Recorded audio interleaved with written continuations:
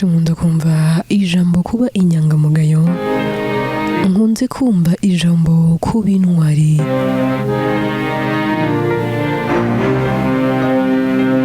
kuba indahemuka, ukaba indatwa, ukagira ubumuntu n'itandukaniro. Mu buzima rero byose birashoboka kandi bibaho.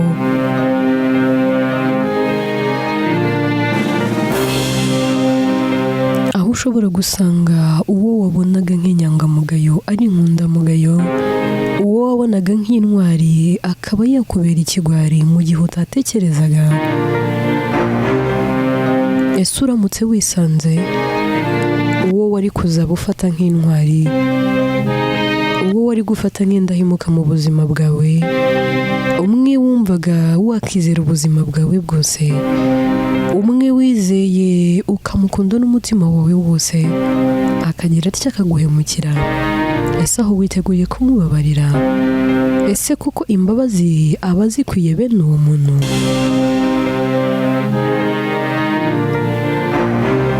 Abantu babihimuse ubundi bakwiye imbabazi. Byose rero tuzabyumva mu nkuru nta mbabazi naguha.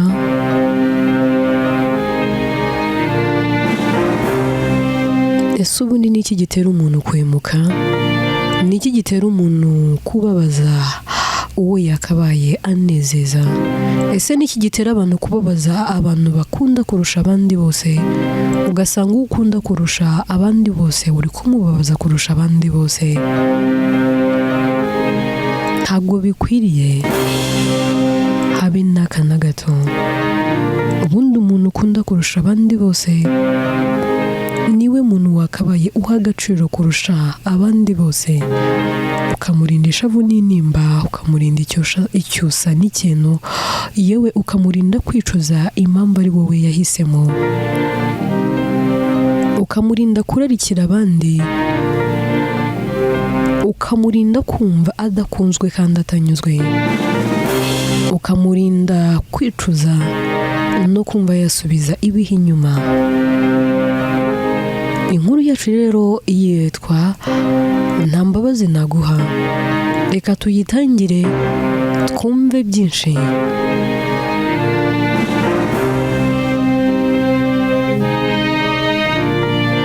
Buri wese rero azakuramo ibye.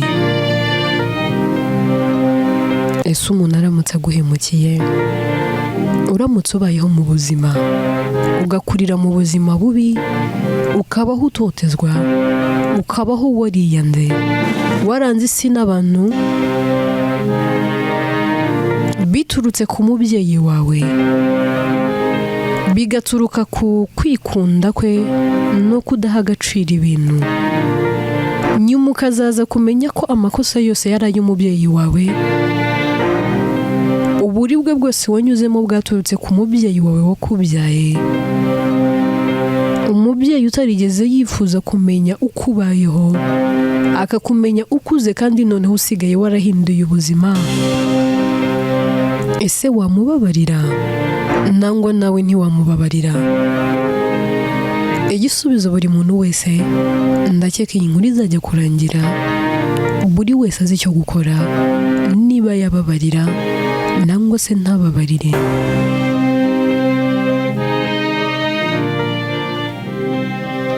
Inkuru yacu reka tuyitangirire mu kigo cy'amashuri, dutangirane na Kari ndetse na Debora.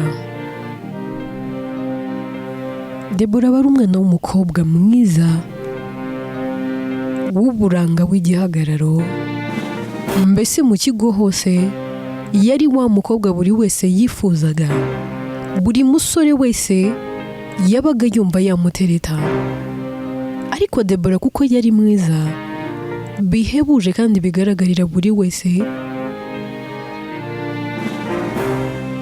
ntabwo yakundaga ko yagira uwo bakundana, ahubwo yabaga yumva abantu bose baba bamwirukaho, yumva ko buri wese kuba amubwira ko ari mwiza ari byo bizima. Debora akagira inshuti ye yitwa Kari.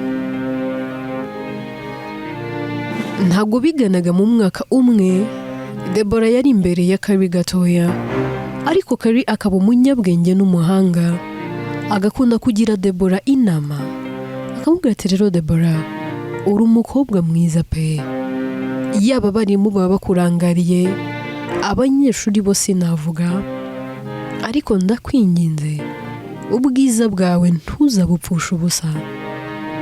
Ubu bwiza bwawe uzaburinde ntibuzakurimbure nangwa se ngo butume uhinduka uwo utakagombye kuba we. Uzirinde ugire indangagaciro z'umwari, ntuziyandarike. Debora areba Kari mu maso, akamwenyura gusa agaseka, akamubwira ati Kari, uri inshuti yanjye kandi ndakubaha, ariko jya wibuka ko ari njye mukuru. Jya wibuka ko ndi mukuru wawe kandi nkuze. Nzi kurobanura icyatsi n'ururo, nzi ikibi n'icyiza, nzi ibimbereye. Ntabwo wakumva ukuntu unezezwa no kubona abantu bose ari njye baba bahanze amaso.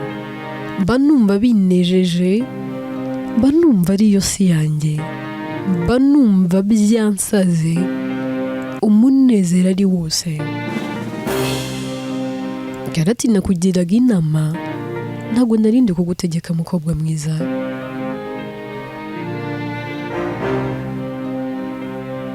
Debora aba ari wa muntu urya icyo ashaka akanywa icyo ashaka, bitewe n'uko mu kigo bose baba bamukunda. Gusa Debora aba ari umuswa mu ishuri pe, ari uzi inyuma y'abandi bose, ariko ibyo ntacyo byabaga bimubwiye, kuko ubwiza bwe rwose bwamutambutsaga aho yabaga ashaka gutambuka. Debora yimukaga mu wundi mwaka atari uko yari abikwiye, ahubwo just gusa kubera ko ari mwiza bakemera bakamwimura. Buri mwarimu wese yinjiraga mu ishuri yaba ari kwigisha, akarwana no kugira ngo ahunze amaso narebe Debora. Debora aba afite amaso atangaje, afite isura itangaje, wa mwari ukurura ingeri zose. Abarimu baba bigisha, muri we yamukubita amaso akibagirwa naho yarageze ari kwigisha. Debora yigaga bishatse, rimwe na rimwe akirwa aryamye, akabyuka nimugoroba agiye muri prep, ariko nabwo yabyukaga kuko yabaga azi neza ko atari bubure byibura unamubwira ati ngwino tube duhagararanye. Buri musore wese mu kigo yabaga yumva yifuza byonyine kuba yahagararana nawe, kuko icyo gihe buri musore wese wabaga uvugana na Debora yabaga yubashwe. Debora yari umwamikazi mu kigo. Debora aba ari umwamikazi mbese mu kigo cyose. Abakobwa bose baba bazi ko bari munsi y'ibirenge bye, ndetse no kuba inshuti na Debora biba ari ibintu birenze. Gusa kuko Debora yakundaga Kari, anamufata nka murumuna we, Kari we ntago yabibonaga nk'ibintu birenze, we yamubaga iruhande agira ngo amugire inama. Iminsi rero iragenda ikicuma, Kari aba yiga mu mwaka wa 2, hanyuma Debora we yiga mu wa 3. Mbese umwe aba yiga mu senior 2, undi yiga mu senior 3.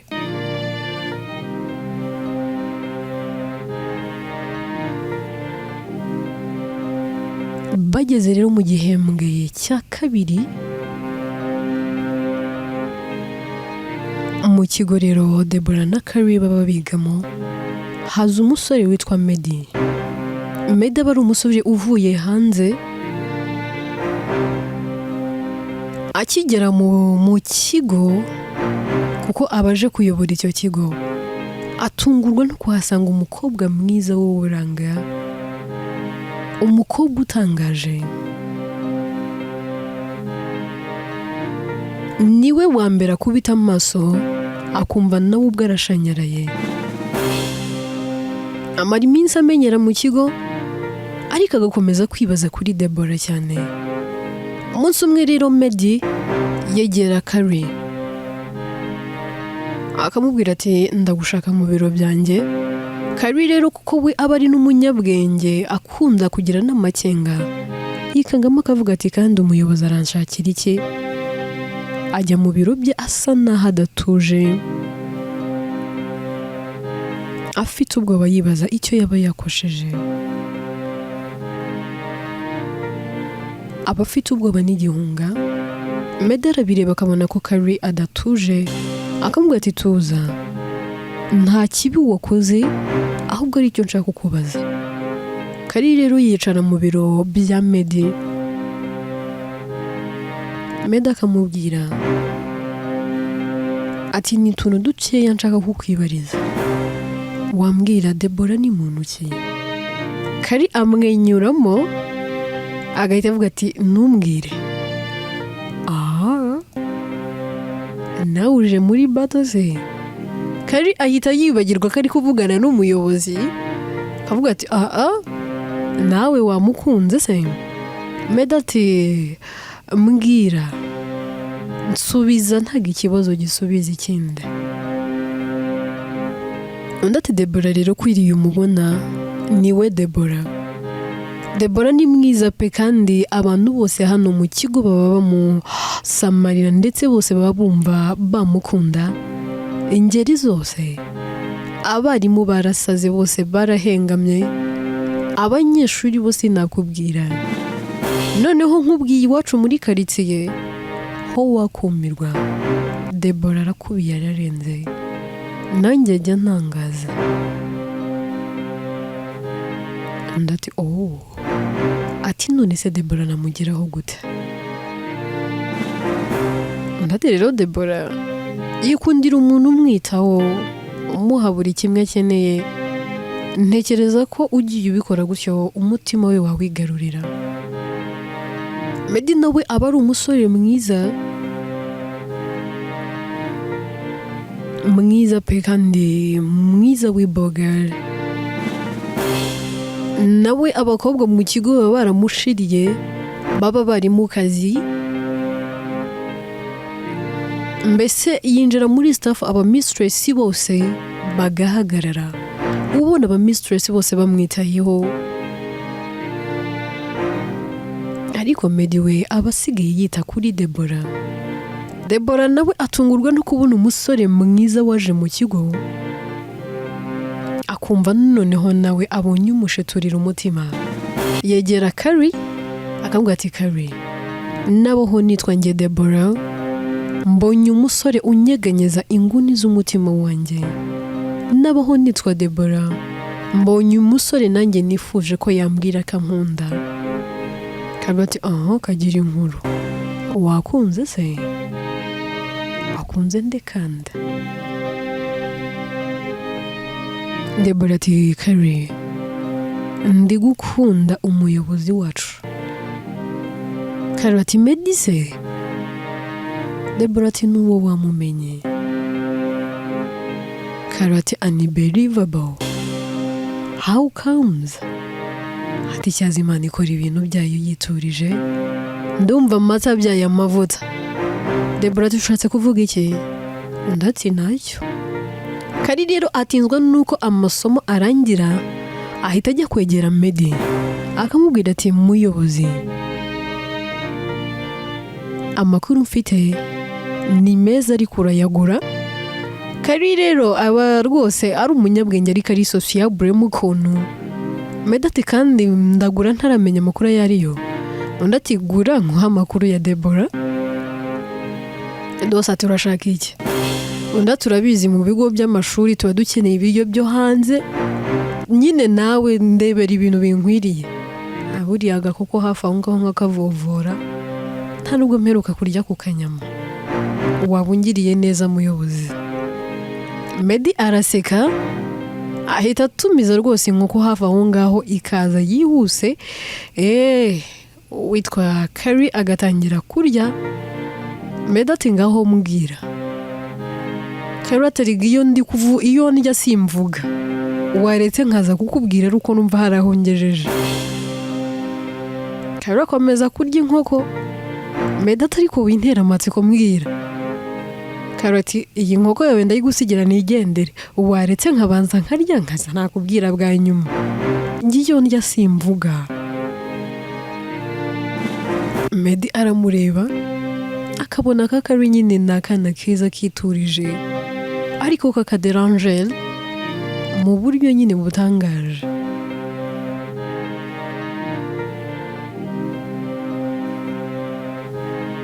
Karo akomeza kurya agera hagati yarangiza akavuga ati noneho ndumva mu nda hajemo agacucucucu ubu noneho najya nakubwira atariko buretse gato ntacyo kunywa wazanye ubusu wananiwe no kuzana agafanta ubu urabona ubusi iyi nkoko inize. Meda ati kereka icyo udashaka ati dore icyo kunywa ngiki.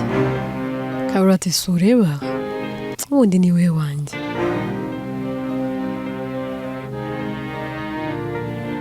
Afata icyo kunywa kanywa inkoko akayirya yamara kuyimara. Nza akamubwira ati rero umuyobozi ati ndabizi kuri director hano ati ndanabizi kuri umuyobozi abantu bose nawe mfite amakuru yuko abantu bose bagusariye ariko ngiye njya nshaka mfite amatsiko yo kumenya ari Debora njya ndeba ngashaka ikintu gituma abantu bamusarira nkakibura noneho nawe nakugeraho ngashaka ikintu gituma abakobwa muri iki kigo barasaze yewe na ba mistress barasaze nkakibura. Ubundi menye ibyo abandi bakunda njye ntabibona menye ibyo abandi bakunda njye ntabikunda dose ntago beshye ngiye rwose director mba mbona usanzwe yewe na Debora nuko ahita yihanagura akavuga ati ariko director never mind ati harya ubundi wanyu ni he director. Meda aramureba ati cyakora uragasazi pe ati mbwira. Karo ati nzakubwira ejo ye uzaza n'indi nkoko. Karo ahita yigendera. Meda ariko wigenda none se ubwo umbwiye iki. Karo ati amakuru mfite ntago nayarira inkoko imwe ejo uzaza n'iyindi. Meda aremera akayizana.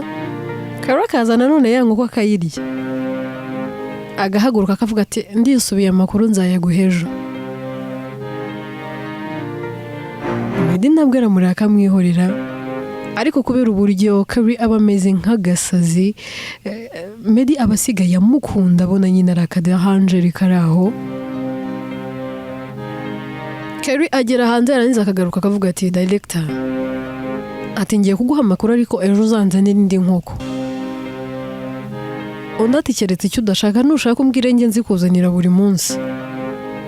Ati rero amakuru nari nkuzaniye fatiraho na Debora aragukunda kandi sindenze ibyo ubwo uzashaka uburyo muzavugana.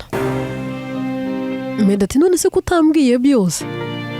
Karo ati nkubwire ikihe kirenze ko na Debora asigaye yumva gukunda niwe musore numvisha avuga ko byibura wamutereta bikavamo. Rero humura wakunze ugukunda amata yabyaye amavuta kandi ubwo ngendagiye tuzahure ejo nako ejo ntago nshaka inkoko uzashaka ikindi kintu nzanira. Burumva amaze kurya inkoko kabiri kikurikiranya ejo uzashaka ikindi. Medi amwenyuramo. Kari nawe ahita yigendera akigira mu class. Hanyuma Medi umunsi umwe agira ati akegera Debora. Batangira baganira bisanzwe. Medi aramurambitse akamubwira ati nitwa Medi. Debora ati yego ndakuzi muyobozi. Medi ati no jya unyita Medi iby'ubuyobozi no. Debora ati nanjye nitwa Debora. Medi ati ndakuzi.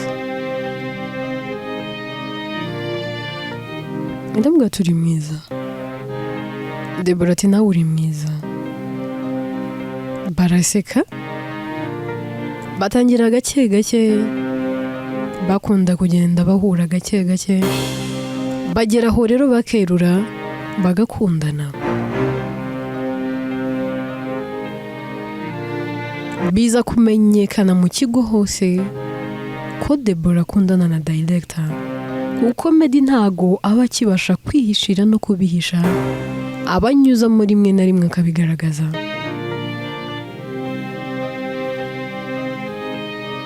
Sasa rero baba mistress bakunda Meddy batangira kujya barwanya Deborah. Rimwe na rimwe bagashaka kumushyiraho amakosa kugira ngo byibura abe yakwirukanwa mu kigo burundu. Deborah bari umunebwe, nta kintu n'iki na kimwe azi gukora, nta kintu n'iki na kimwe ashoboye. Bya bindi byose bari baramuretse ngo ntagakore, batangira kujya babikoresha kugira ngo barebe ko byibura asuzugura akaba yakirukanwa mu kigo. Meddy arabireba akabona ko umukobwa akunda yugarijwe, ariko kubwihirwe igihembwe kirarangira hakaza sadetamu. Itangira rero Meddy abwira Deborah ati ujye wirinda mu byo ukora byose, wirinde abarimu ndetse by'umwihariko aba mistress, ujye ubagendera kure, nta keza bakwifuriza. Meddy noneho atangira no kujya amubwira ati ndakwinginze gerageza ugire improvement mu class kugira ngo bajye bareka kuvuga ngo nubwo uri mwiza uri umuswa. Byibura ndakwinginze gerageza utangire wige, urebe ko byibura wakimprovinga mu class. Deborah rero kuko abakunda Meddy atangira kujya agerageza akiga, nubwo aba arusha Kari umwaka umwe. Kari aba ari umuhanga cyane ko we aba uwa mbere mu class, akajya amusobanurira ibyo ayumva, ibindi Meddy akamwigisha. Deborah atangira kugenda agerageza mu class, akava kuri wa mwanya w'inyuma atangira kugezamo hagati. Deborah rero aza gukora ikizamini yewe akanatsinda.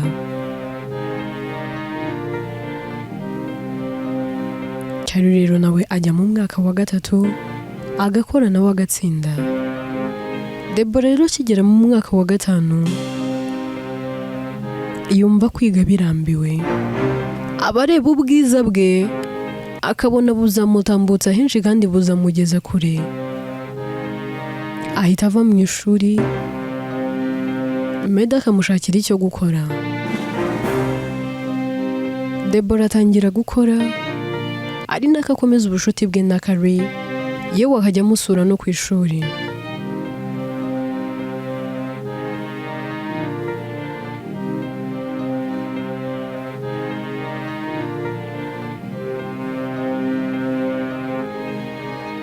Muri ako kantu rero navuga ngo kaka business, nubwo navuga ko ari aka business, yari business nini cyane. Meddy yari yarashingiye Deborah kugira ngo byibura niba kwiga bimunaniye yiteze imbere, ntabeho nk'umwari usaba buri kimwe, ahubwo nakenera icyo ari cyo cyose yaba ayo mavuta ajya byiha. Deborah rero muri iyo business ye aba ari gukora iragenda ikaguka, ikaba nini cyane. Atangira kujya akarangura mu mujyi ajyana mu ntara.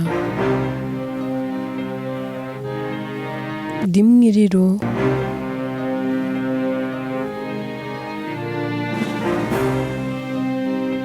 aza kujya kurangura muri kampani y'umusore witwa Climax. Climax rero waba ari umusore ufite mama we gusa, ufite amakampani, afite amabranche hirya no hino mu gihugu. Bari umusore mwiza ufite buri kimwe. Clevis aba afite mama we gusa, papa we yarapfuye akivuka, agasigarira mu mitungo ya se. Mbese aba ari umusore ukize cyangwa se ufite buri kimwe ariko ukiri muto. Deborah rero aza kurangura muri kampani ye.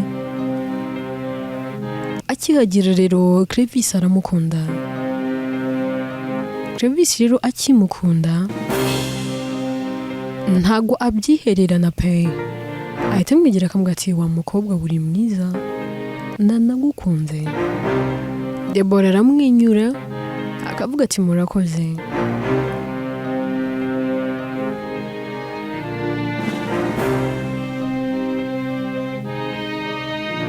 Hashira iminsi, uwo munsi nta nubwo Clevis atwara inamba ya Deborah, ariko nyuma y'igihe kitari gitoya baza guhana numbers bakajya bavugana. Deborah agakunda kuvuga umwanya munini kuri telefone avugana na Clevis. Rimwe na rimwe Meddy yamuhamagara akamubura, ariko uko Meddy aba amukunda ntabyiteho. Banamuvugana ntanamubaze ngo ese wari uri kuvugana nande, ahubwo gusa akamubwira ko yaramukumbuye. Deborah aba yarafashe bugwate umutima wa Meddy. Nta kintu n'iki na kimwe Meddy ashobora gukora cyababaza Deborah. Sasa rero Deborah aza gukundana na Clevis, urukundo rwabo rugakomera.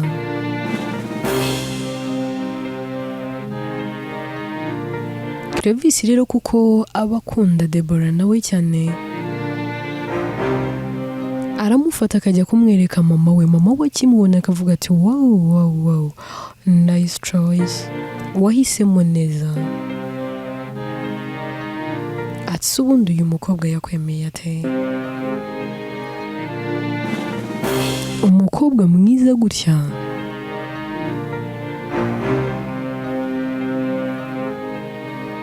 Clevis rero ahita asohoka agaha umwanya mama we na Deborah ngo baganire. Mama Deborah aramubwira ati, mama Clevis abwira Deborah akamubwira ati rero Deborah, Clevis niwe mwana wenyine mfite, nta wundi nigeze mbyara. Papa we akimara gupfa sinigeze nshaka undi mugabo, kandi ubwo bushobozi nari mbufite. Ati gusa natinye kuba nagira umuntu nkunda nkaba nahura n'ibinyoma. Ati cyane ko hanze hahuzuye ibinyoma gusa. Abantu babeshya abandi ko babakunda ariko batabakunda.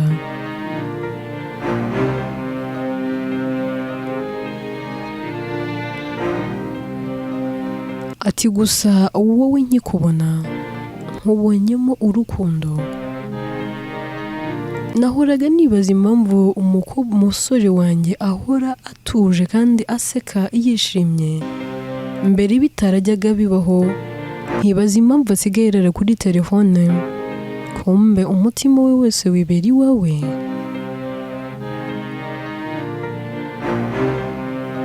Deborah ati niko kuri, umuhungu wawe arankunda, atariko kandi nanjye ndamukunda.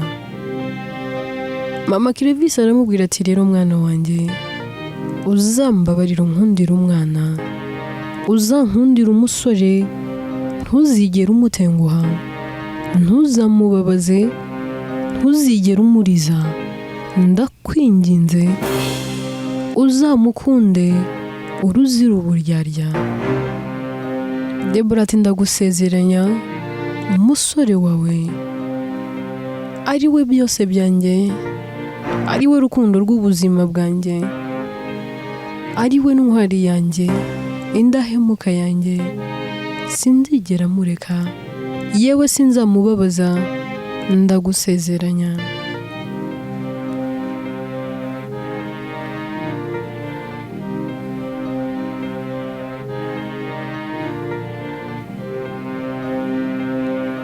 Mama rero Clevis ahita amuhamagara akamubwira ati muhungu wanjye, ati nahoraga nibaza impamvu utazana umugore mpora nkoza ku nkeke ariko noneho ntago nabasha kwihangana ubwo unyeretse umukazana kandi nashimye why not mutahita mukora ubukwe ndabinginze nimushingiranwe mu mabuzukuru nkeneye akana byibura kazajya kamara irungu nkeneye umwana byibura nanjye nzajya mbona nkamubonamo ishusho y'umwana wanjye dore rega ndanakuze ndashaje mwana wanjye gira ubyare ngifite umugongo wo kuguhekera ngifite agateke ko kwita ku buzukuru banjye imyaka iri kugenda yisunika ndi gukura nsaza ntago ndi gusubira ibwana bikore ngifite agatege Clevis aramubwira ati mama mu gihe gitoya byose ndabikora mama Clevis rero yishimira Deborah bidasanzwe kandi akanamukunda ahita rero abaha umugisha nk'umubyeyi Clevis rero afata Deborah n'imodoka akamucyura akamubwira ati rero mukundwa icyifuzo cya mama wacyumvise ndakwinginze genda ubwire iwanyu mutegure nzaze kubaza no gufata irembo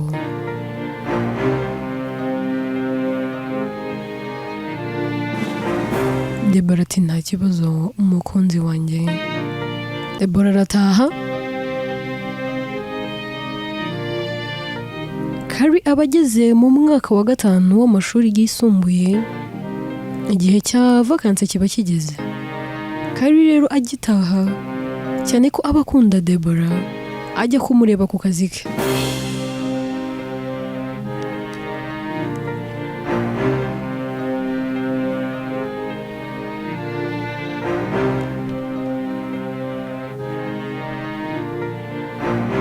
agerayo agasanga Deborah rwose ameze neza Deborah kimubona arishima akavuga ati Carrie nari ngukumbuye karumuna kanjye undi ati nanjye nari ngukumbuye mukuru wanjye bararamukanya ubona banezerewe akamwinyi ko ari ku mpande zombi Deborah arashyashyana akakira Carrie akavuga ati ndabizi ko ku ishuri nyine ntago mubona utuntu twinshi twiza mbwira ikintu ushaka icyo ari cyo cyose utange komande ndishyura ntugire ikibazo Carrie rwose bamuzanira buri kintu cyose ashaka akarya akanywa yarangiza rero Deborah akamubwira ati rero Carrie hari ikintu nshaka kukubwira kandi cy'ingenzi ndetse cyihutirwa umbabarire unyumve ati ubu tuvugana mfite ubukwe hari uyu munsi hanyuma twasize rero uwitwa Carrie yegereye Medi arimo amubwira yuko Deborah afite ubukwe afite n'umurenge inkuru yacu n'ubundi reka tuyitangirire kuri Carrie na Medi ahita abwira Carrie akavuga ati Carrie rekeraho gukidinga hari imikino udashobora gukina mu bintu byose uzajya ukina nabyo no mu bintu uzajya ugerageza kumbwira ntugakinishe ijambo ko nshobora kubura Deborah ntuzigere ukinisha ko byibura ashaka kuva mu buzima bwanjye urabizi ko uriya mukobwa mukunda urabizi ko namusariye uranabizi ko namwihebeye Carrie aramubwira ati Medi kanguka urasinziriye uri mu nzozi uri kurota ibintu ndi kukubwira ni ibintu biri kuba niba ugira ngo ndakubeshya hamagara Deborah umusabe ko muhura nimuhura akaguhakanira aba ari bwuza avuga ko nakubeshye gabanya ubutesi n'ubwana wiyoborwa n'amarangamutima ngo ukomeze kwizera ibidahari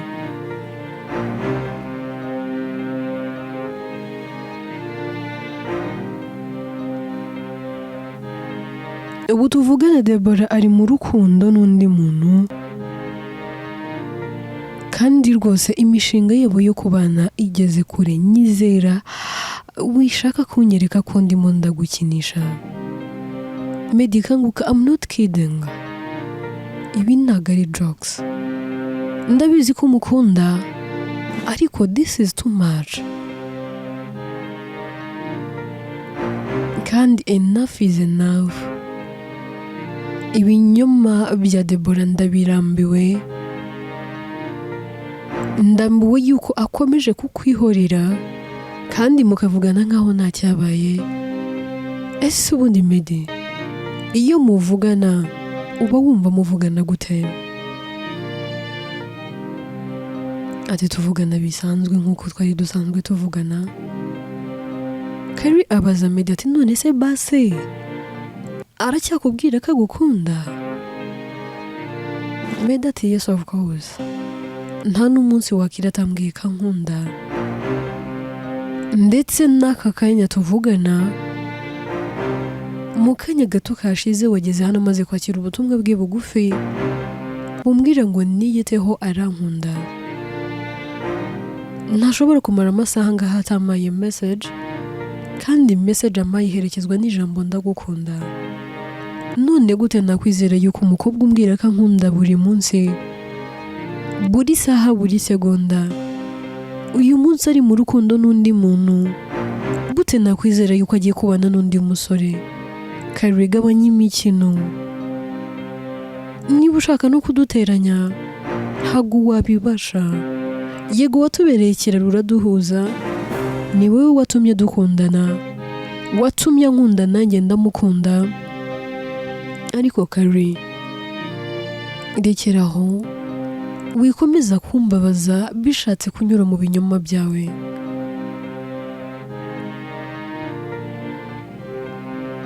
Kari abwira Meddy akavuga ati Meddy kanguka kuko urasinziriye. Iteka iyo umuntu ari kubabwira ukuri mwumva ko ashaka kubasenyera.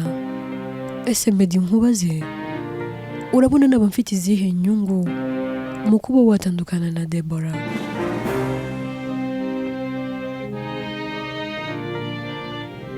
Nta musaza wanjye ngira ngo ni mu nyungu zo kugira ngo muhereze Deborah. Urabizi ko ngufata nk'umusaza wanjye. Ikindi nawe ntabwo twakundana kuko urabizi ko fiance wanjye, umuhungu nihebeye unkunda mfata nka fiance wanjye, ntabwo nkimufata nka boyfriend, kuko nzi ko mu gusoza kwanjye kwiga nta kindi kintu kizakurikira. Urabizi ko yanyambitse impeta nkiri mu wa 4. Icyo cyari ikimenyetso cy'uko ankunda. Ibirenze kuri ibyo urabizi ko fiance wanjye ari inshuti yawe magara. So how comes ko nazanje kubasenya?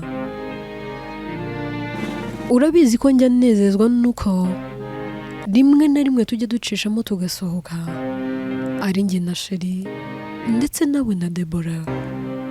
Couple zacu zirazwi. Meddy ibuka ko abantu bose batuzi. Ibuka ko couple yawe na Deborah umuntu utayizi ubona ntabaho. Couple yanjye n'umugabo wanjye nawe utayizi ubona ntabaho. None how ukamuzi ko ngiwe nshobora kuza kugira ngo mbateranye kandi ndi mu bantu bashobora kuba bahora banezezwa nuko tubanye?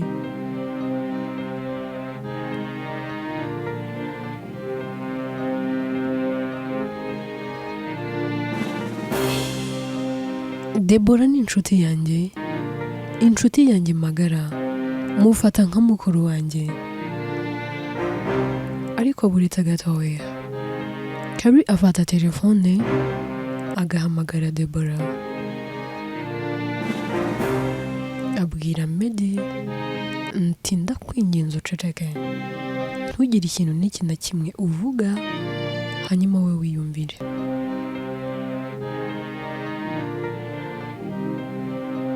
Kari arahamagara, Deborah akitaba. Deborah yitaba Kari ati ndakumva murumuna wanjye, Karoti none se sho umeze neza? Undi ati yes I'm okay. None se uri hehe? Debora ati Karen ntukabaze ibintu uzi ariko nago nakubwiye ko mfite purani yo kujya muri salo gukoresha umusatsi. Ese wibagiwe ko kuwa kane mfite umurenge? Medi arabyumva akikanga, ahita yifata mu mutwe akikorera amaboko kuko aba yumvise ibyo amatwi ye atari yiteguye kumva. Kari akomeza kubaza Debora, kumubaza ati none se Debora, n'ubu nurashaka kubwiza ukuri Medi ukamubwira ko ugiye kubana na Travis?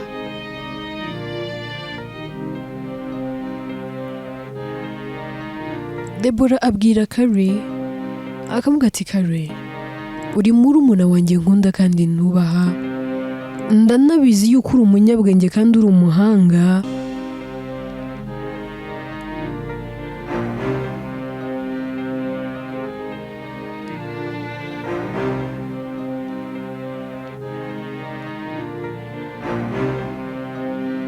Ariko nawe ushyire mu mwanya wanjye, ubona nahera hehe mbwira Medi? Ntumbwira ati Medi ntabwo nyigukunda. Ubona nahera hehe mubwira ko ngiye kubana n'undi muntu? Kari aramubaza ati none se ubundi nkubaze, Medi uramukunda? Debora ati yego ndamukundana cyane ahubwo ariko ntabwo twabana uyu munsi, ntabwo twabana. Yego azahora iteka ari uwa mbere mu mutima wanjye, ariko uyu munsi ubuzima bwanjye ni ubwa Travis, ntabwo bukiri ubwa Medi. Nakubwiye byinshi twarabiganiriye, rero wikomeza kumbaza ibi bibazo. Kari aramubaza ati none se ubundi umugabo wawe uramukunda? Debora ati Kari ndambiwe ibibazo byawe bya hato na hato. Iyo nza kuba ntakunda Travis, ntabwo uyu munsi mba ndi kwemera kubana nawe.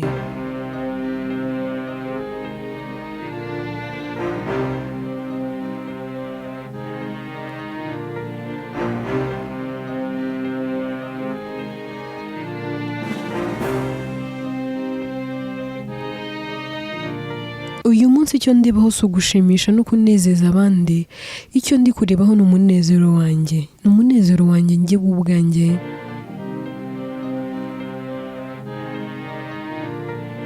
Kandi icyo ndebaho ni ahazaza hanjye, n'ibyo nshobora kuba nageraho, n'ibyo nshobora kuba nagira.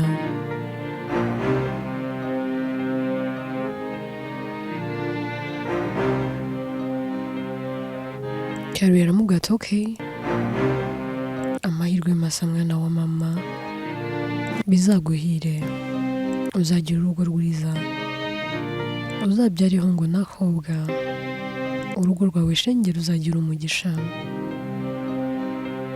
Debora ati kumbwira gutyo se ntabwo uzaza mu murenge wanjye? Kari ati kuhabura ni ikosa, ngomba kuzaba mpari, ariko sinabura kukubwira aya magambo, kambikubwira nkibyibuka nangwa se ngihumeka. You never know, uyu munsi ni ahacu ariko ejo si ahacu. Debora ati gabanya iyo mikino bana, ushaka kujya heza? Kari aramubwira ati imbere y'igihe si igihe, na nyuma y'igihe si igihe. Iyo bavuze ejo, ejo ntihabaho, ejo bihora ari ejo kuko ntiwamenya ngo ni ryari.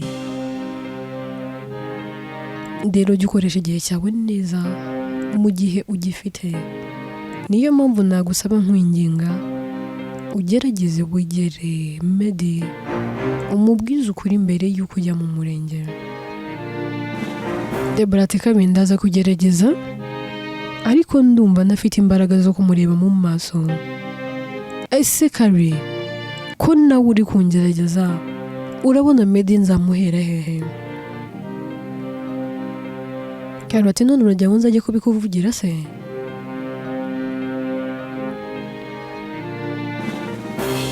Debora ati oya, reka ngerageze nzabyivugira. Carrie ati mbabarire nturare utabivuze, ureke gukomeza kubakira ku kinyoma, ureke gukomeza kumunga umutima w'undi mwana. Urabizi yuko twari bane badatandukana bahora bagendana, nyine timu yacu maze kuyicamo kabiri, ubu se ko udusize udusigiye nde? Debora ati Carrie, wikikunda bigezaho, amahirwe ufite umukunzi wawe yaratoboye akubwira ko agukeneye iruhande rwe. Wowe ikikubereye imbogamizi nuko ukiri umunyeshuri n'imyaka. Ntekereza ko ubaye ufite imyaka y'ubukure, uyu munsi wowe uri mu maboko meza. Uyu munsi wowe uri mu maboko y'ugukunda.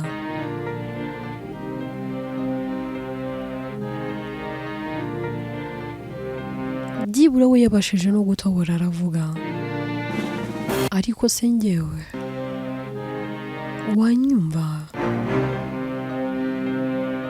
Carrie araceceka akamubwira ati ariko n'ubundi nubwo nkwihoreye ngaceceka, ntago icyo ari cyo gisubizo. Wari ukwiye kumwegera byibura ukamubaza uti se iherezo ryanjye nawe ni irihe? Ntekereza ko atari kubura kugusubiza.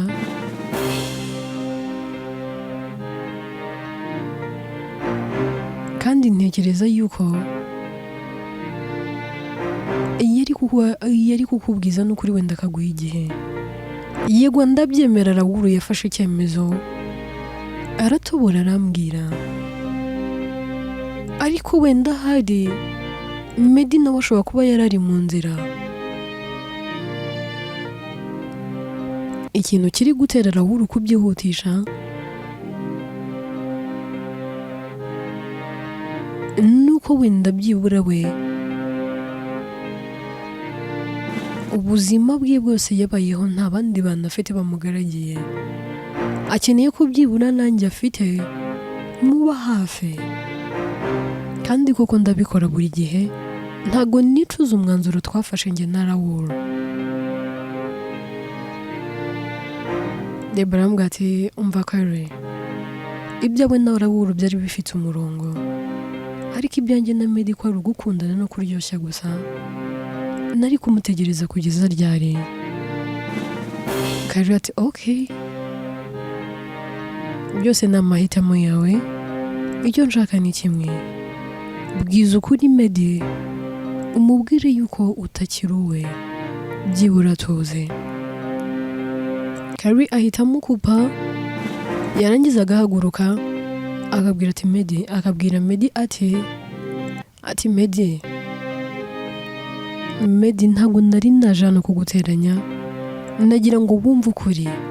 Ndatekereza byose ubyumvise, icyo gukora nawe urakizi. Uhitemo gukomeza kumukunda nangwa se kumwibagirwa. Ibi mbikoze kugira ngo ngufashe utazumva ngo yakoze ubukwe ukaba wanasara. Ati kuko ndabizi nzi ko umukunda, nzi ko ingano y'urw'umukunda iruta byose utunze, ariko wihangane, ubwo Debora ntiyari umugisha wawe. Carrie rero ahaguruka kugira ngo agende, ariko Medi akamubwira ati buretse gato, basi reka ngire ikintu nkwisabira, ndakwinginze mfasha,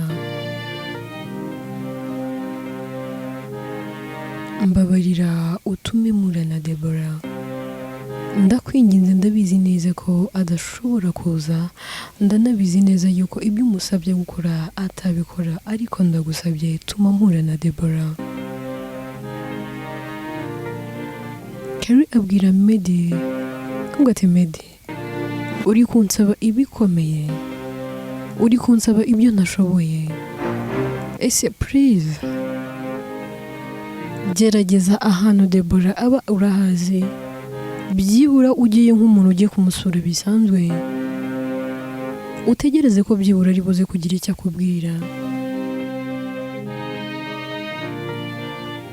Ikintu ndi bugufashe ni kimwe, ngiye gusanga Debora kuri salo, turi buze gutahana, nitugera mu rugo I will let you know. Ndaguha message yonyine, ibisigaye araba ari ibyawe, njye ndumva nta kindi kintu nagufasha. Medi asigaraho, Kari ahita yigendera. Medi biramurenga, yewe biranamucanga.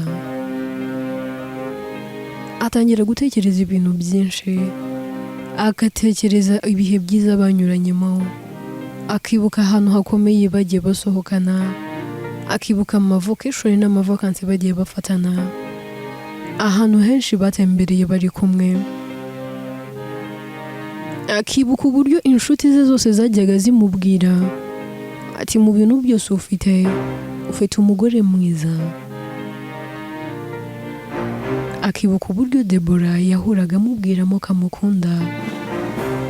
Medi biramurenga, ibiraho byose ahita abona ari nk'ubusa, isi ikamubana akadomo. Abura icyo akora n'icyo areka, akabura icyo afata n'icyo atagomba gufata. Ibintu byose biri aho arabimenagura, ariko se arabimena ngo bitange iki? Muri we aba yibwira avuga ati Deborah, niki wamburanye? Ese ntabwo nigeze ngukunda bikwiriye? Ese hari icyo nakwimye? Niki kiguteye kunsiga? Ese ni ikihe kintu ugiye gushaka ahandi utigeze umbonana?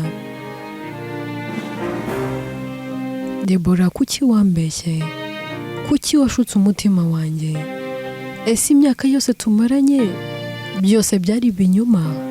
Ntabwo muyumva? Ese ibi ndabivuga gute? Ibi ndabyakira gute? Ntabwo umutima wanjye uri kubyumva. Woya, ntabwo bishoboka umenya hari ndi kurota, umenya hari ndi mu nzozi.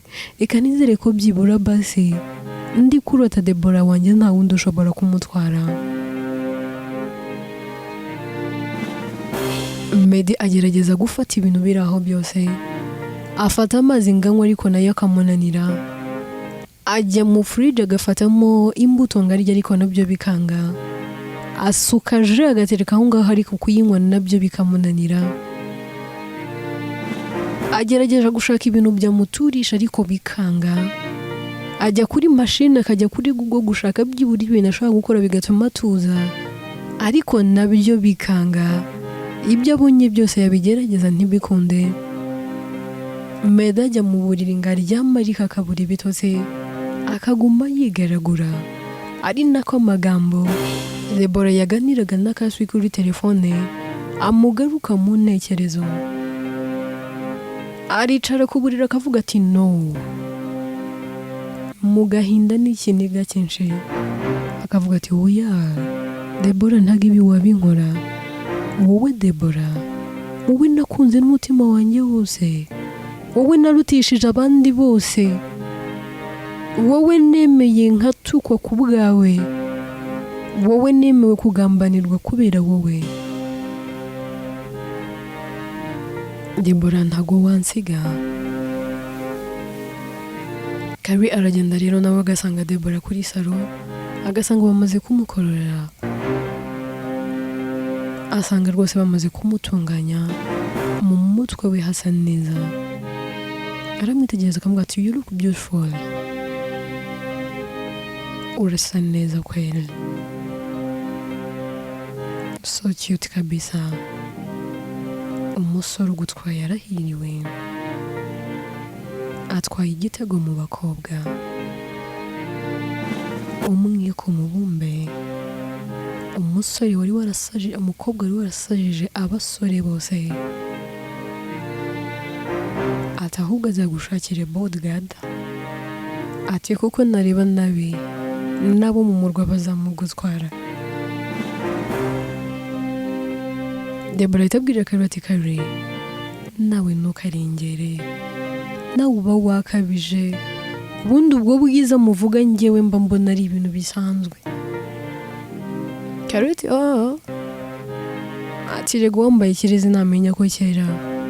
Basi reka twitahire tujye mu rugo, ndumva njyewe nanashonje nkeneye kurya. Deborah ati tugende rwose umukozi wanjye yatetse ndakeka yanahishije. Kari ati nizere ko yatetse bimwe nkunda. Debora ati niyo twasanga atabitetse sigaze se nakukanya yahita gutunganyiriza nugira ikibazo. Debora rero ahita yinjira mu modoka yagiye gutwara akabura kamuga ati waretse akaba ari njye gutwara ko nta mugeni ujya witwara. Ati ahubwo bene nkamwe ko mubo mukwiye no kwicara hamwe ibintu byose bakabibakorera. Reka ntware. Ati bene nkamwe satana aba bahiga.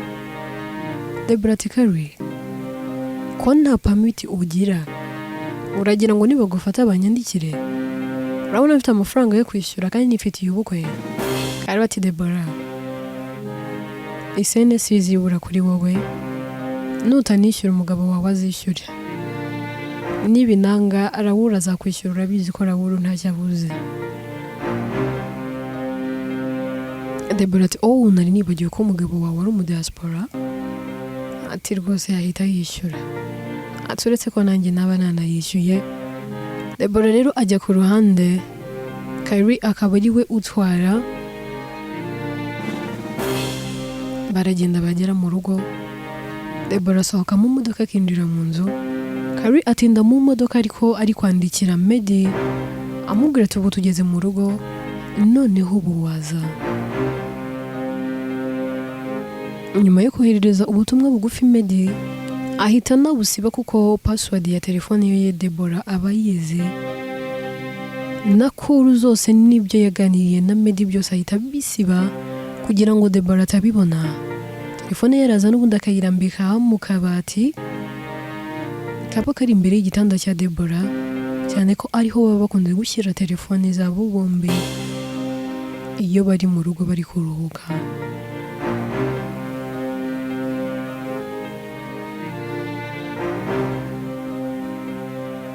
Kari atangira guserereza Debora ataha turarongowe rero muko. Ati kabaye ubukwe urabaye noneho barajya he? Debora ati rega tuba tugomba kubabaza abahaters. Ati ndabizi ko buri step yose duteye abanzi bacu baba bari kuyigera amajanja hatari ko ibi byo ntawabihagarika. Kari aramwenyura. Bahita rero bahamagara umukozi kabazanira ibyo kurya no kunywa. Ubona rwose bameze neza nta kibazo. Kari areba Debora mu maso kamubwira ati ariko Debora urishuba ko umwanzuro wafashe utazawicuza. Debora abwira Kari ati Kari ndi serious ndi mu rukundo nawe ndi mu rukundo rwiwe. Imitima yacu iterera muri umwe.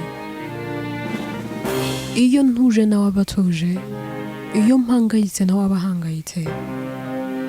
Nibyo koko na Medi naramukunze kandi naramukundaga ariko naje gusanga atari we rukundo rw'ubuzima bwanjye. Kari aramwihorera ararya yamara kurya agahaguruka akavuga ati we ntago nagushimira ni inshingano zawe rwose ko ngomba kurya no kunywa. Debora ati warahiriwe ubona mukuru wawe ugukunda ibyo uzabyikore ku bandi urebe ibyo bagukorera.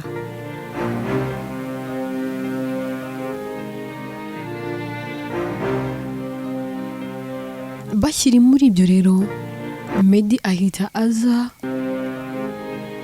akavuza amahoni cyane. Kari akavuga ati ndumva ufite n'abashitsi. Debora ati ko nta muntu wigeze umbwira ko ari buze kundeba se umushitsi wabuje hano yabashaka iki? Kari ati ntago mbizi ariko ibyo ari byo byose uwo muntu ari kuri gate yawe bwira umukozi wajye kumufungurira.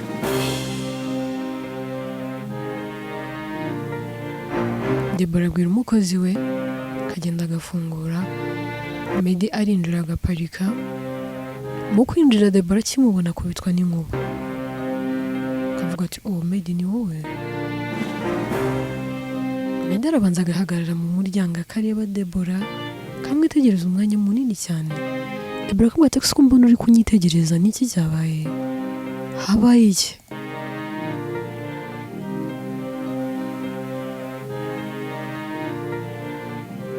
Medi ati ntacyo, ni urukumbuzi rwinshi buriya, amaso yanjye ntabwo ari guhaga kukureba. Debora ati ariko ndabona wagira ngo ntumeze neza, urarwaye? Mbwira niki kitagenda neza nkwiteho. Medi ahita yinjira agahagarara imbere ya Debora akamubwira ati Debora ndeba mu maso.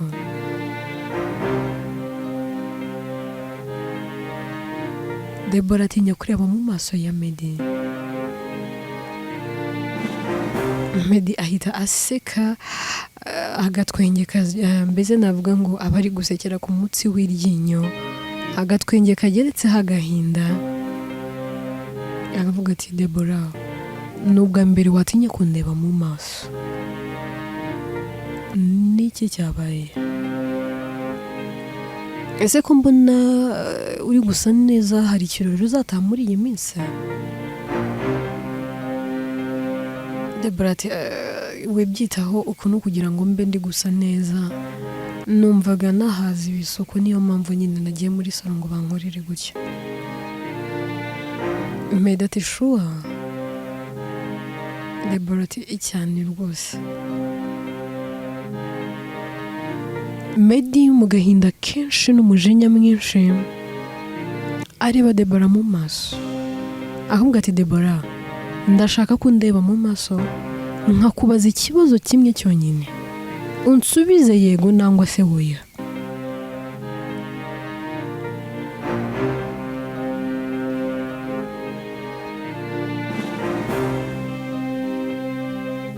Undi amureba mu maso ariko n'amasoni menshi n'ubwoba bwinshi. Medi aramubaza ati Debora ufite ubukwe? Ese uri mu rukundo n'undi musore? Ese ejo koko ufite umurenge?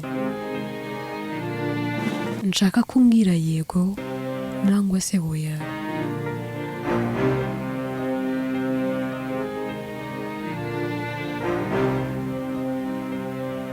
Debora ahita amubwira ati Medi nagusobanurira nyine. Medi ati Debora please nshaka ko unsubiza ikintu kimwe, ufite umurenge ejo, uri mu rukundo n'undi musore, ese ugiye gushaka?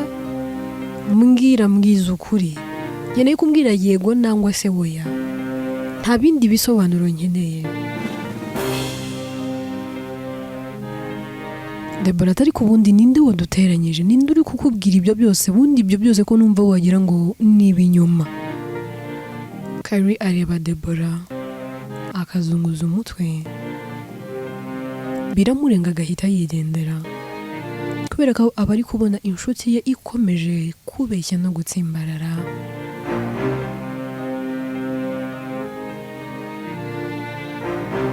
Debora ahakanira Medi akamubwira ati nta wundi mfite, ntago nakureka, ese urabona nagusiga? Erega ndagukunda, uwampaye agaciro abandi batigeze bampa, uwampaye urukundo ntigeze mbona ku bandi, uwampaye ibyishimo ntigeze mbona, mu gihe isi n'abantu bari barantaye barankwebye, abo bose baranyanze, bambona nk'igicibwa, bambonamo ubwiza gusa ariko batambonamo uw'agaciro. Ndabizi ko abenshi bangendagaho kubera irari n'iraha, ntabwo wari umfitiye urukundo rw'ukuri, ariko dore wowe waranyemeye, ariko dore wowe warankunze. Ariko ndakwinginze ntukankunde cyane bigeze aha, ntuzigere unkunda birenze aha, kuko bishobora gutuma unyura mu buribwe butari ngombwa. Ese ubundi ni igiki, niki wambonyemo gituma unkunda bigeze aha? Nanjye rega birandenga, uri mu gutuza ku mutima wanjye, uri uwo mbona nkasusuruka nkanezerwa, uri uwo nkunda n'ibyanjye byose. Medi yicwa n'agahinda, areba Debora mu maso, agatungurwa n'ibinyoma byose ari kumva. Aramubwira ati, Debora, simpakanye ko nkunda, sinanahakana yuko umutima wawe wose unkunda, sinahakana yuko nanjye ngukunda, ariko rekeraho kumbeshya, garukiraho wikina n'umutima wanjye, wikomeza kwangiza amarangamutima yanjye. Debora, byibura ngirira impuhwe, ibuka ko wansezeranyije ko mu bibi no mu byiza uzankunda, wampaye impamvu zo gukunda, ni wowe rumuri rwanjye mu mwijima, watumye ngira icyizere gikomeye, ariko buri kunyereka ko nizeye ibidahari. Wa mukobwa we urabeshya. Debora aramubwira ati, Medi, baby please, ntabwo ndi kukubeshya. Kari aho abari abahagaze ari kubyumva byose. Kari ararakara, agahita agaruka n'umujinya mwinshi, ahita akubita Debora urushyi rwiza, akavuga ati, Debora, kanguka, dekera aho ngaho ibinyoma, bwiza ukuri Medi ko ugiye kubana na Crevis. Kuvuga ko ugiye kubana na Crevis ni ibintu birenze. Kuvuga yuko uyu munsi ufite undi musore muri gukundana mugiye kubana, ese ni ibintu birenze. Nawe utwika inzu ngahisha umwotsi. Hari ikinyoma ushobora guhisha, wenda wahisha ko wamuciye inyuma kubera ko ibyo ngibyo byo rwose ntago ari ibintu ashobora kuzana igipimo ngo apime ngo arebe koko wamuciye inyuma ngo azabibone. Wamuhisha wenda ko hari aho watembereye, hari ibintu ushobora guhisha bigakunda, ariko hari ibintu udashobora guhisha. Ni nk'abantu bajya bibeshya ngo barahisha ko batwite, kandi indi igeraho ikagaragara. Hari ibinyoma umuntu aba adakwiye guhisha. Ese uri kumvisha ko ugiye gukora ubukwe, ejo uzajya mu murenge amafoto agafatwa akajya ahagaragara. Ibuka ko nanjye tuzaba turi kumwe, kandi medali bastate zanjye, ese nabona nabipostinze ndi kwandikaho ngo kongs mukuru wanjye akabibona kuri state yanjye, uri gukomeza kumubeshya ko utari mu rukundo, amaherezo azaba yahe? Ese uzarinda wambara ivara ukiri mu kinyoma cyo kubeshya? Debora, kanguka, va mu binyoma, uvugisha ukuri. Debora atangira kurira, akavuga ati, Mede, umbabarire. Kari ahita anigendera, kuko aba yumva afitiye Debora umujinya. Mbere yo kugenda ahita agaruka akamubwira ati, Debora, ishyire mu mwanya wa Medi. Aka kanya afite undi mukobwa bagiye kubana, ariko ari kukubeshya ko atari byo, kandi ukuri guhari. Ishyire mu mwanya we, byibura wumva uburibwe n'agahinda ari kunyuramo kubera wowe. Debora, rekeraho kwikunda. Ndagukunda, urabizi uri mukuru wanjye nkunda, ariko sinagushyigikira mu mafuti. Debora rero atangira kwisobanura, akabwira Medi ati, nibyo koko mfite ubukwe, nibyo koko ngiye kubana n'undi musore.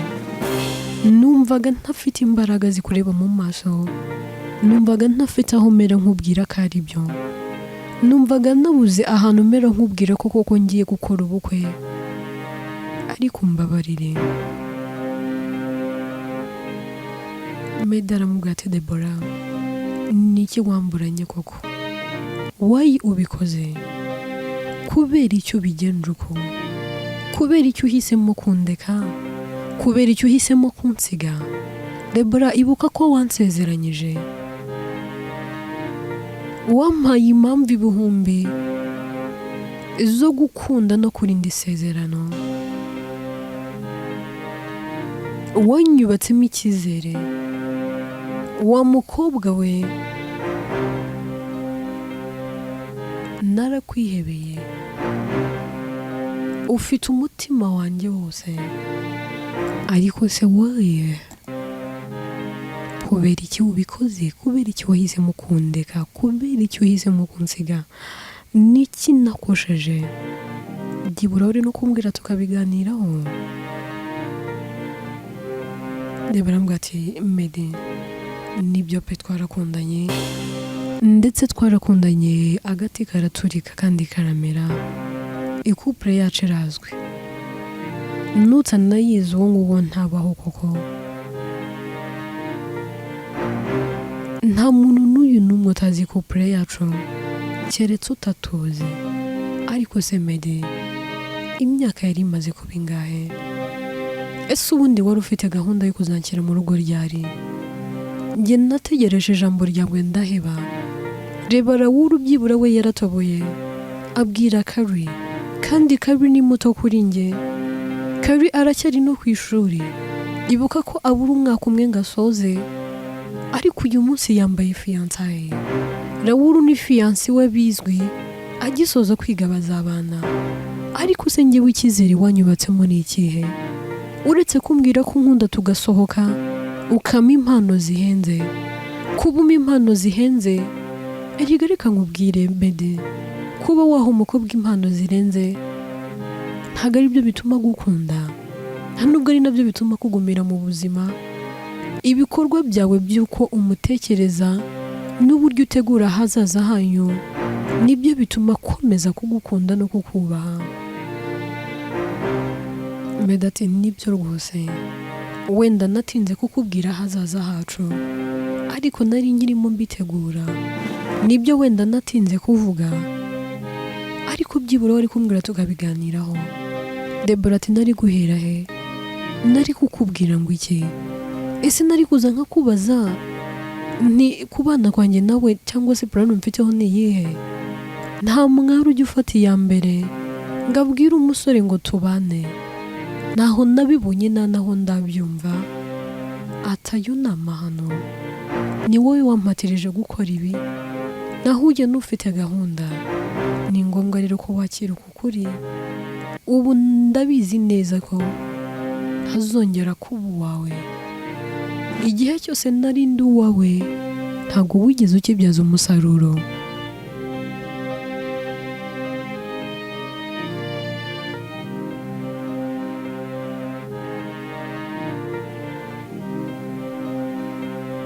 Mu myaka yose twakundanye, mu gihe cyose twakundanye, ntabwo wigeze byibura umfata akaboko ngo nkomeze. Nanjye nifuza ko wamfata akaboko ntundekure. Buri ntambwe uteye tukayiterana, tukanyurana mu byiza no mu bibi, ariko menya uba ari ryo herezo ryanjye nawe. Ubu sinkiri uwawe, ngiye kuba uwa Clevis, kandi umbabarire kuba naratinze kubikubwira. Meda buri icyo avuga akabura n'icyo asubiza,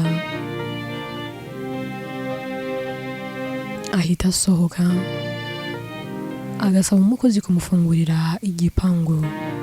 Medi mu gahinda kenshi atwara imodoka nk'umusazi, yumva yataye n'umutwe. Medi rero kubera gutwara imodoka mu mutwe byivanze byicanze, agonga poto yo ku muhanda, agahita akubita umutwe kuri vola, tayari agahita akora accident. Abari aho hafi rero bahita barwana no kumujyana kwa muganga kubera ko aba ameze nabi cyane. Medi rero bamwihutana kwa muganga kugira ngo barebe ko bamutabara.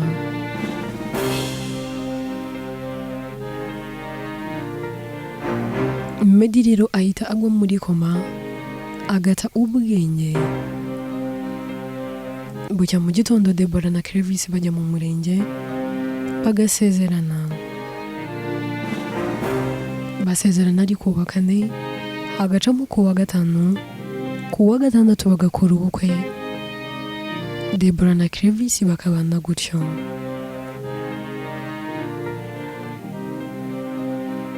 Meddy amara iminsi ari muri koma, Carrie akajya agerageza guhamagara telefone ye ariko akamubura, agerageza no kujya ahaba ariko bakamubwira ko badaheruka amakuru ya Meddy.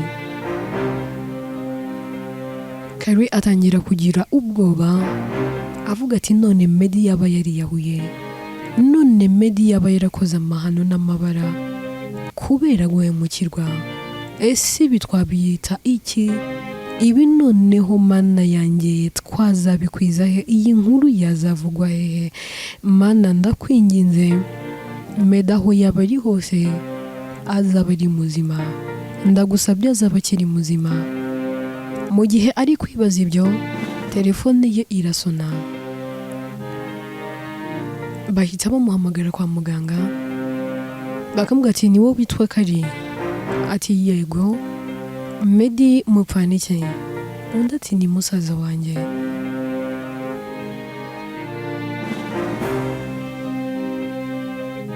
Undi ati rero tugiye kukubwira inkuru mbi, inkuru itari nziza, inkuru itari bukunezeze, ariko ugire kwihangana.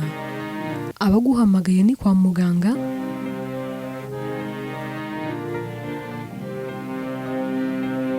nyuma rero yo kuguhaya amakuru wihute uze kwa muganga, byose rero unabyerekwe. Inkuru yacu reka tuyisubikira aha. Ese Carrie agiye kubwirwa iyihe nkuru? Meddy yaba ahasize ubuzima? Ese ibyo byaba birangiye nangwa aracyari muzima? Byose rero tuzabimenya mu gice cy'ejo. Inkuru yitwa Nta mbabazi naguha, njye nitwa Atete, ninjye yandika kandi nkanayibagezaho. Ibitekerezo byanyu ni ingenzi,